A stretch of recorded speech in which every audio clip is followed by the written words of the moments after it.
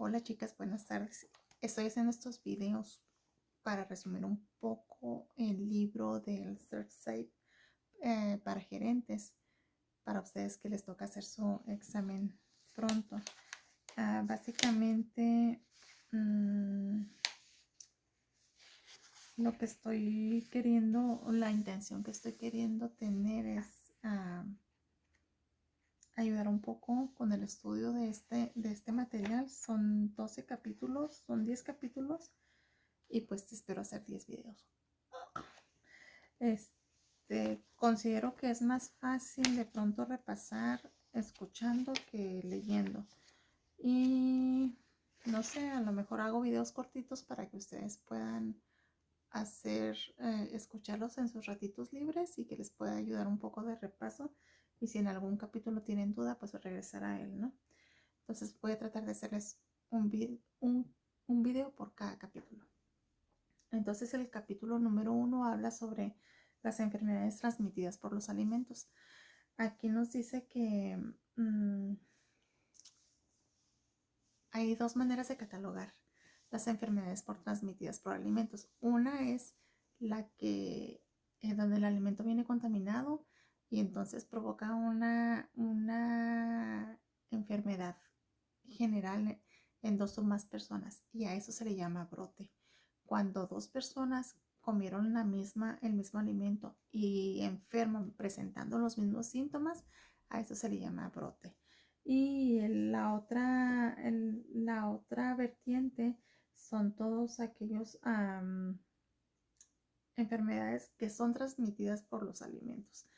Esto quiere decir, por ejemplo, si una persona es alérgica al gluten y come un pan con gluten y obviamente enferma del colon o del intestino, pues no quiere decir que el alimento viniera contaminado, sino simplemente comió un alimento y le generó una enfermedad.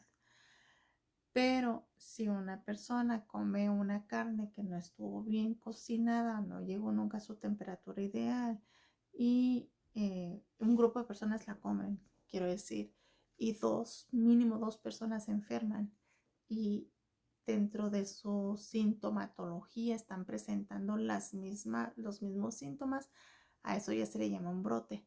Cuando pasa esto, se levanta un reporte, se llama a una agencia del gobierno que se encarga de darle seguimiento a esta situación, hacen una investigación sobre todo lo que pasó en la cocina y envían muestras al laboratorio, ya sea de los alimentos o de los enfermos. Y las muestras pues van a confirmar si existe el brote o no. Si mínimo dos personas tienen el mismo diagnóstico, pues obviamente ahí se generó un brote. Y dentro de los contaminantes que existen y que ponen en riesgo la salud de las personas, se clasifican estos contaminantes en tres grupos. La primera son todos los contaminantes biológicos, que dentro de estos incluyen algunos virus, parásitos, hongos y bacterias. Hay plantas también que tienen como sustancias tóxicas y eso también se considera un agente biológico. Es decir, todo lo que viene ya dentro del alimento y de manera que no es visible, que no se toca, no se ve, se considera un contaminante biológico.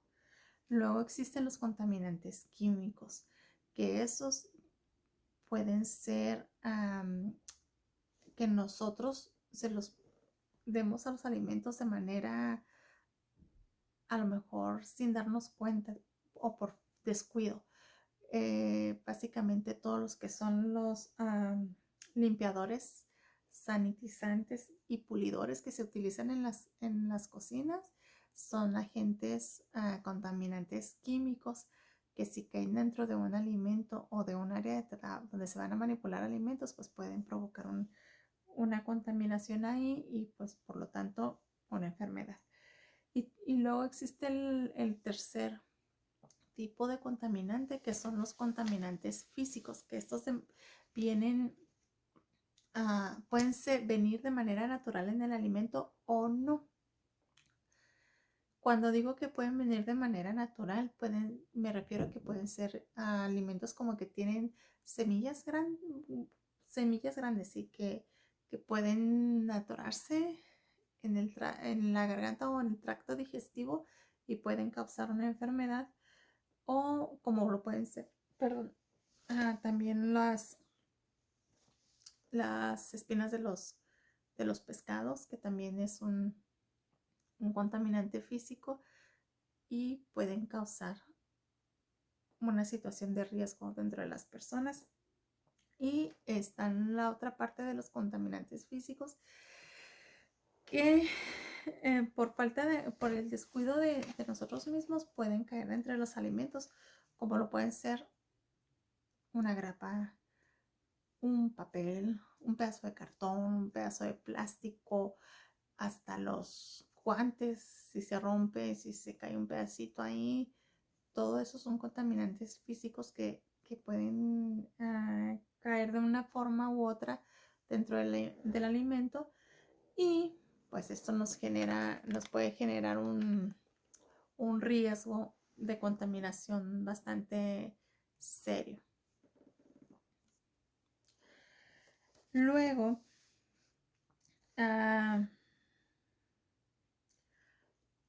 hay ciertos procesos que se pueden considerar que son como errores, que son los más comunes, que pueden provocar una contaminación severa en los alimentos. Y estos básicamente es, primero, comprar alimentos a proveedores con seguridad deficiente. Es decir, si un proveedor de alimentos, por ejemplo, de carnes o de lácteos, no tiene cuidado sobre las temperaturas que tienen sus refrigeradores de sus camiones al momento de transportar su alimento, entonces ahí está poniendo en riesgo al mismo. O si no está teniendo ninguna medida de seguridad extra, de que no toquen el piso, o que no se aseguren de que vengan todo bien sellado o en cajas bien cerradas, ya están poniendo en riesgo el alimento. Otro de los factores también que puede ser muy común al momento de manejar los alimentos es no cocinar correctamente los alimentos.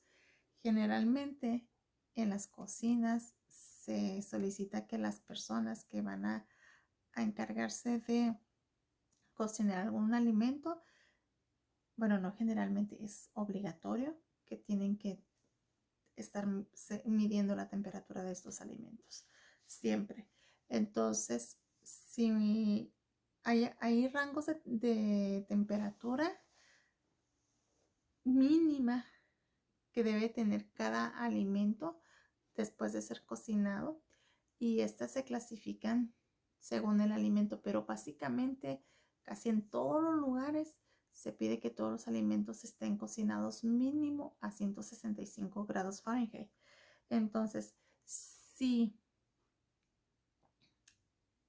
nosotros no cocinamos el alimento a la temperatura adecuada, pueden quedar ahí virus, bacterias u otro tipo de contaminantes que pueden provocar algún brote o alguna enfermedad con las personas.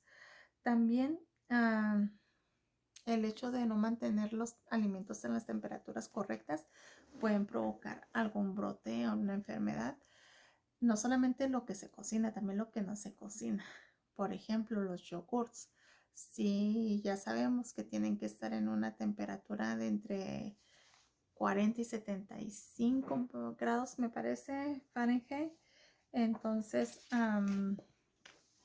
si está por debajo o por encima de eso, ya puede traer un riesgo. Generalmente, si está por encima de eso, ya puede traer un riesgo contaminante. Pero los alimentos calientes que se cocinan, si están por debajo de los 165 grados, pues ya no son muy saludables. Hay alimentos como ciertas, como el frijol, por ejemplo, que se permite que tenga una temperatura interna mínima de 135 grados, pero eso tenemos que tener mucho cuidado porque no nos podemos dejar llevar tanto por lo que consideramos que sí está o no está bien cocinado, sino que tenemos que usar los termómetros, siempre estar tomando la temperatura y en caso de tener una duda, pues llamar a alguien que nos pueda auxiliar con relación a, a qué temperatura tienen que estar cocinados los alimentos, pero aquí en este lugar donde nosotros trabajamos, todos los alimentos tienen que estar a mínimo 165 grados al momento de cocinarse. Otro de los factores que se considera un riesgo al momento de manejar alimentos es usar un equipo contaminado, es decir, provocar una contaminación cruzada. Generalmente, si usted picó pollo en una tabla, no puede venir y picar una lechuga en la misma. Así como se requiere que uno se esté cambiando constantemente de guantes después de terminar una actividad para evitar este tipo de contaminación, así también tenemos que tener bien cuidado que las mesas después de terminar una tarea se limpien con jabón, agua y sanitizante, que los cuchillos, si terminó de picar vegetales, se coloquen en el área de lavado y traiga uno nuevo si va a ocupar picar otra cosa, al igual que las tablas. No, no provocar que haya ahí cruce de agentes de un alimento a otro que pueden ser agentes contaminantes. Y pues lo otro es practicar los malos hábitos de higiene personal. Lo primero es no lavarse las manos. Tenemos que tener mucho cuidado con el lavado de manos. El cambio de guantes, el tener un delantal adecuado, el no tocar el cabello, no tocar la cara y luego ir a trabajar sin antes lavarse las manos, el traer ropa contaminada, sucia y estar en contacto con alguno de los alimentos. Pero bueno, hoy vamos a verlo un poquito más adelante, pero básicamente esos van a ser las 5 errores más comunes cuando se manejan los alimentos. Y bueno, como les mencionaba con respecto al abuso de tiempo y de temperatura, los alimentos cuando no se almacenan en la temperatura correcta, ya sea en los refrigeradores o en los warmers, pueden ser una manera en que se pueden bajar o subir su temperatura y generar ahí entonces una situación de contaminación, al igual que los alimentos que no se cocinan o recalientan lo suficiente para matar todos sus patógenos y los alimentos que no se enfrían correctamente también pueden ser alimentos que pueden ser contaminados. Entonces a todo esto se le llama el abuso de tiempo y temperatura. Cuando nos referimos a abuso de tiempo y temperatura es que el tiempo de cocción fue insuficiente o la temperatura fue menor o mayor de la que el alimento requería. Luego existe el término de contaminación cruzada, que es el que estábamos hablando, que cuando tenemos, por ejemplo, un platillo donde estamos agregando contaminantes o alimentos que ya no se van a cocinar más, y había ahí dentro de eso algo que se tenía que cocinar, entonces ya contaminamos todo el platillo. Tenemos que tener cuidado con eso.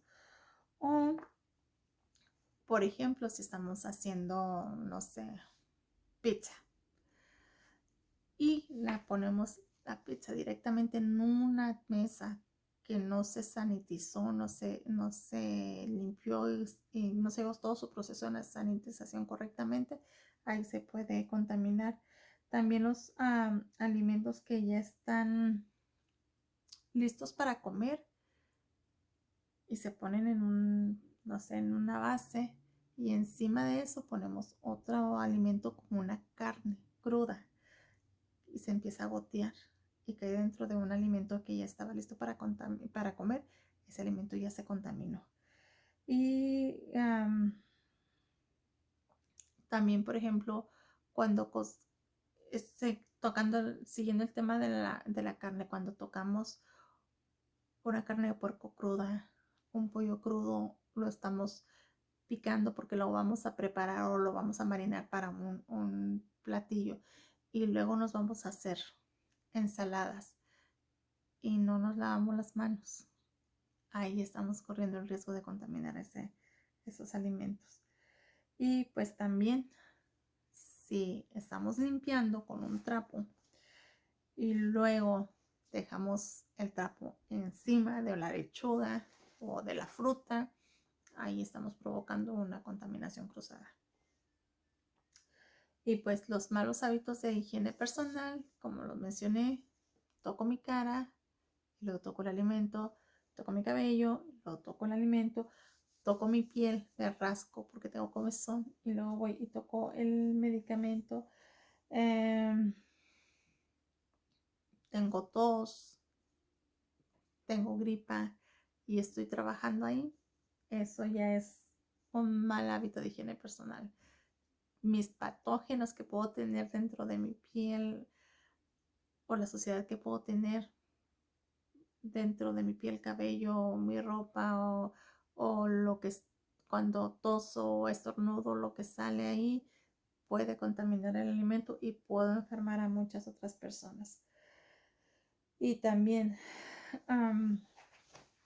el otro elemento es la limpieza y sanitización deficiente. Esto quiere decir que si uso tablas, cuchillos, si no se lavan, enjuagan y sanitizan entre cada uso que les doy, eso ya es una fuente de contaminación. Si todas las superficies que tienen contacto, mesas, tablas, estufas, hornos, lo que sea, no se limpian, nomás se les da un trapazo, eso ya está. Cuando digo no se limpian, es que no se limpian con el proceso completo de lavado, enjuagado y sanitización. Eso ya puede generar un ambiente tóxico para los alimentos y pueden ser producto de generar contaminación. Y si uso un trapo para sanitizar y no lo vuelvo a guardar ahí, lo dejo ahí encima y al rato lo agarro de encima de la mesa para volver a sanitizar, ese trapo puede estar ya contaminado, entonces ya estoy poniendo en riesgo los alimentos.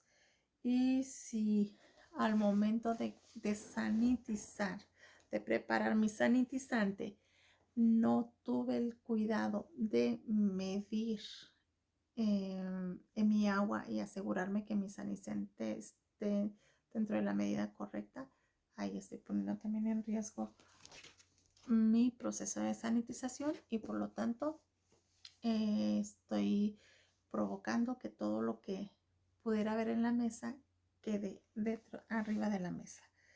Entonces, espero que esté quedando claro. Vamos a continuar con lo siguiente. Ok. Vamos a hablar sobre los alimentos que son más propensos a volverse peligrosos.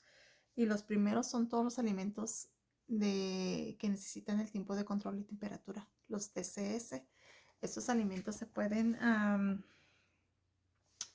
convertir peligrosos si no tienen el tiempo y la temperatura correcta en su proceso de cocción, y no solamente de cocción, sino también en su proceso de mantenimiento antes de ser servidos. Es decir, los alimentos que cocinamos tienen un como un proceso, un tiempo de vida, desde que se cocinan hasta que se sirven. Es una cierta cantidad de horas, ahorita vamos a ver el tiempo, y si rebasa, ya no pueden ser utilizados porque se convierten en alimentos peligrosos. Y los alimentos que ya están clasificados como alimentos TCS son todos aquellos que, como ya había mencionado, que requieren tiempo de control de tiempo y temperatura para su seguridad, y son aquellos que se cocinan o que se deben de mantener fríos, como la leche y los productos lácteos, las carnes, ya sea de res, de cerdo, el pescado, las aves como el pollo, las papas al horno, soya, tofu, los melones, los tomates, todos los vegetales de hoja verde como la lechuga, los huevos, los mariscos, todas las mezclas de ajo en los aceites, todo eso tiene que tener un control de tiempo y temperatura. Y los alimentos que son listos para comer, también pueden ser objetos de contaminación. Entonces, por ejemplo, todas aquellas frutas, verduras lavadas, las carnes frías, algunos panes, algún azúcar, algunas especies de condimentos también pueden ser peligrosos si no se tratan de la manera adecuada. Ahora, hablando de las poblaciones que están en mayor riesgo de padecer un brote o una enfermedad debido a una transmisión de contaminación, de un alimento contaminado, pues están todos aquellos personas de la tercera edad, los ancianos, que ellos generalmente tienen su sistema inmunológico más debilitado. Todos los niños que están en edad preescolar, porque sabemos que pues están todavía en época de desarrollo y todavía no cuentan con las suficientes defensas en su cuerpo para poder hacer frente a todas las enfermedades que pueden ser que los ataquen. Y pues todas las enfermedades, las personas que cuentan con algún tipo de enfermedad que comprometen su sistema inmunológico de manera considerable, como son las personas que tienen algún tipo de cáncer o que tienen algún tipo de SIDA, de virus como el SIDA, o los que recibieron algún tipo de trasplante. Todas esas personas tienen su sistema inmune comprometido y pues son las poblaciones con mayor riesgo para adquirir algún tipo de enfermedad. Entonces hasta aquí ya vimos qué son las enfermedades, qué son los brotes, ya vimos los tipos de contaminantes que hay, ya vimos cuáles son los tipos de alimentos que requieren control de tiempo y temperatura, cuáles son los alimentos que son listos para comer, y ya vimos cuál es la población que tiene mayor riesgo para adquirir alguna enfermedad. Ahora vamos a hablar sobre cómo mantener seguros los alimentos. Hablábamos que los errores más comunes que nos pueden llevar a tener alimentos contaminados es primero comprarle a proveedores que no tienen un control de seguridad dentro del transporte de sus alimentos, no cocinar correctamente los alimentos, mantener los alimentos a temperaturas incorrectas, usar equipo contaminado y practicar malos hábitos de higiene personal. Esos son los 5 elementos o los 5 errores más comunes que en los manejos del alimento que pueden poner en riesgo la salud del alimento, ¿no? Ahora, las medidas para tratar de que esos errores no existan, pues es lo contrario a ellos. Primero, la primera medida sería comprar a proveedores aprobados y con buena reputación. Tener un adecuado control de tiempo y temperatura de cada uno de los alimentos.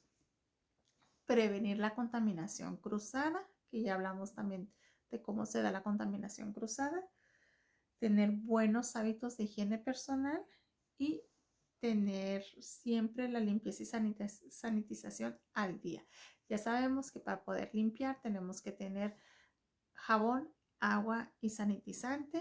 Cada uno tiene sus características diferentes para hacer un proceso de sanitización seguro.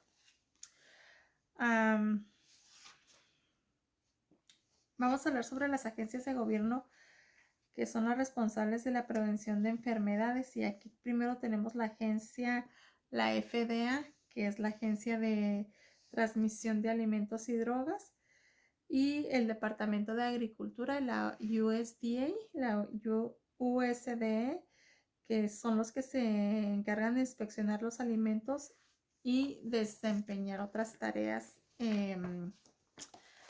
más específicas. Por ejemplo, la FDA inspecciona todos los alimentos menos la carne, las aves y los huevos. Ellos regulan que todos los alimentos que se vienen de la frontera, desde la frontera hasta toda la distribución nacional a cada uno de los estados. Y ellos publican de manera continua un código alimentario sobre donde dan recomendaciones sobre cómo mantener los alimentos seguros. No sé si han escuchado, por ejemplo, en las noticias, que seguido dicen que la FDA o la USDA llegaron a la conclusión de que la lechuga o el pollo o la carne de hamburguesas están contaminadas y por lo tanto los tienen que retirar del mercado, y todos los mercados tienen que sacar sus productos contaminados. Yo recuerdo que pasó con la cebolla, con la lechuga, con el pollo, con carne de hamburguesas. Entonces esa agencia es la que se encarga de hacer todo esto. Y la FDA también regula el servicio que se da en restaurantes y todas las tiendas que venden alimentos al menudeo, como Walmart, por ejemplo. Las operaciones de máquinas vendedoras, las escuelas, o sea, como nosotros, y guarderías infantiles y los hospitales y residencias de ancianos. También ellos ofrecen entrenamiento y apoyo técnico. Esto sí es importante que se tenga claro. La USDA, que es el Departamento de Agricultura de Estados Unidos, ellos se encargan básicamente de regular todo lo que tiene que ver con carnes, aves y huevos. También todo lo que viene de otros países y que cruza la frontera, tienen que pasar primero por inspección de ellos, y ya ellos son los que se encargan de la regularización que involucran pues a cada estado. Y luego existen otras agencias como la CDC y el PHS, que estos ayudan a la FDA y a la USDA y a los departamentos locales y estatales de salud pública, y hacen investigaciones científicas sobre las causas de los brotes de enfermedades transmitidas por alimentos. También ayudan a investigar los brotes. Generalmente cuando hay un brote, por ejemplo, en una escuela, se levanta un reporte y ya se manda a una de estas agencias, y ellos son los que hacen toda la investigación. No va a ser la misma escuela o el mismo departamento de nutrición que va a hacer la investigación, sino que va a ser una de estas agencias, y a través de toda su investigación y todas sus pruebas de laboratorio que ellos van a hacer, ya van a establecer si el brote se dio a causa de un alimento y qué tipo de brote se generó. Y pues también hay algunas autoridades reguladoras locales de cada condado y pues del estado, y pues ellas generan su código alimentario y pues también están encargadas como de inspeccionar los establecimientos, hacer cumplir los reglamentos, investigar quejas, enfermedades, expedir licencias, permisos, aprobar la construcción y revisar y aprobar los planes del HACCP. Nosotros tenemos una agencia muy constante siempre en las escuelas, que es la del condado, que es la que va y checa que todos los refrigeradores estén funcionando en la temperatura correcta, que los congeladores estén en la temperatura correcta, que cada uno de los alimentos que está dentro de los congeladores estén dentro del margen de temperaturas, que las aguas que se tienen en los sinks, por ejemplo, que la caliente esté a la temperatura adecuada, que el agua del sanitizante esté marcando el pH dentro del rango que se requiere, que los refrigeradores de la leche estén a menos de 40 grados. Entonces, todo eso lo vemos. Es una agencia de las que menciona aquí este capítulo. Y pues básicamente esto es todo lo que incluye el capítulo 1. Entonces estamos hablando que una enfermedad transmitida es aquella que llega a través del alimento hacia las personas. Un brote es aquel que se da cuando mínimo dos o más personas presentan la misma sintomatología y ya se considera un brote, y entonces ya interviene una de estas agencias, hace su investigación, toma sus pruebas de laboratorio y hace el reporte. A veces cierran el establecimiento si es necesario para poder darle solución al problema de raíz. También hablamos de que los alimentos TCS y los alimentos listos para comer corren un riesgo más alto de contaminación, ya que los alimentos TCS requieren de un control de tiempo y temperatura para su seguridad, ya sea fríos o calientes. Y los alimentos listos para comer se pueden consumir sin tener que prepararse, lavarse o cocinarse. Adicionalmente, como lo pueden ser algunos vegetales, lo pueden hacer panes, lo pueden ser frutas, verduras. Y también hablamos de que existen 5 factores de riesgo que causan enfermedades transmitidas por alimentos, que estos son: primero, comprar alimentos con proveedores de seguridad deficiente, no cocinar correctamente los alimentos, mantener los alimentos a temperaturas incorrectas, usar equipo contaminado y practicar malos hábitos de higiene personal. Y los factores de riesgo relacionados con estas prácticas inseguras son el abuso de tiempo y temperatura, que dijimos que es cuando las cosas o no se cocinan bien o no se mantienen lo suficientemente frías. Y la contaminación cruzada, que hablábamos de que es cuando usamos un objeto contaminado y ponemos un alimento o un objeto que estaba limpio, y ahí ya se dio un cruce de contaminación. Los malos hábitos de higiene, que dijimos que si tocamos nuestra cara, nuestro cabello, nuestra ropa sin lavarnos las manos y luego vamos a agarrar un alimento, ya estamos contaminando. Si nuestra ropa está sucia, si voy al baño y no me lavo las manos, si no me cambio frecuentemente los guantes, si tengo tos, si tengo gripe y estoy estornude, entonces eso ya es un hábito de higiene incorrecto.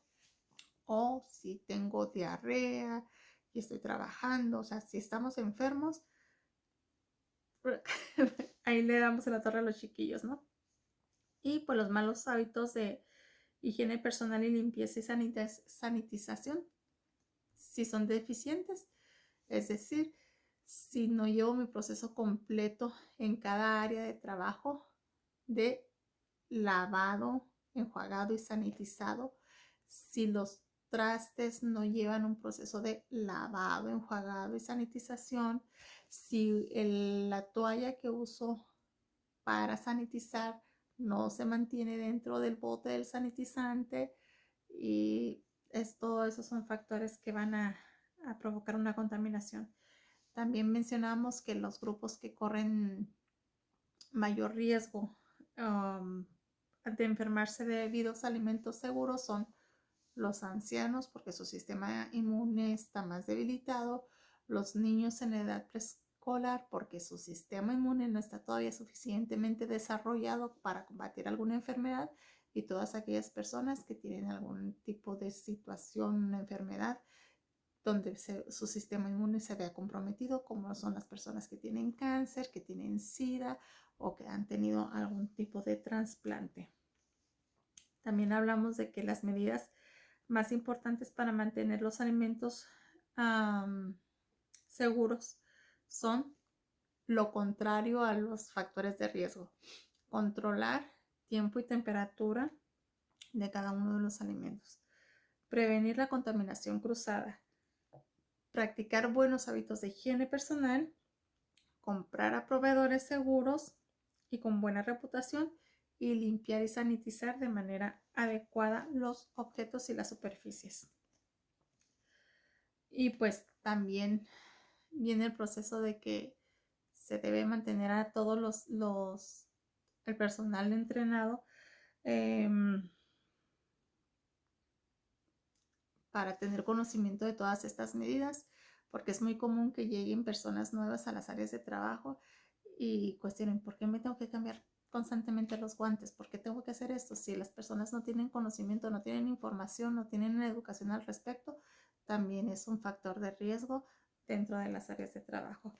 Y también hablamos por último de que existen varias agencias gubernamentales, federales y estatales y locales que tienen un papel para mantener los lugares de trabajo seguro, como son la FDA, que es la que publica el Código Alimentario, y la USDA, que es la que son reguladoras estatales y locales que regulan todas las operaciones del manejo de alimentos desde que entran en la frontera hasta que se distribuyen a cada uno de los estados. Y hablamos también de la CDC y la PHS, que realizan los estudios de investigación relacionados con la seguridad de los alimentos. Y hasta aquí terminamos el repaso del capítulo número 1.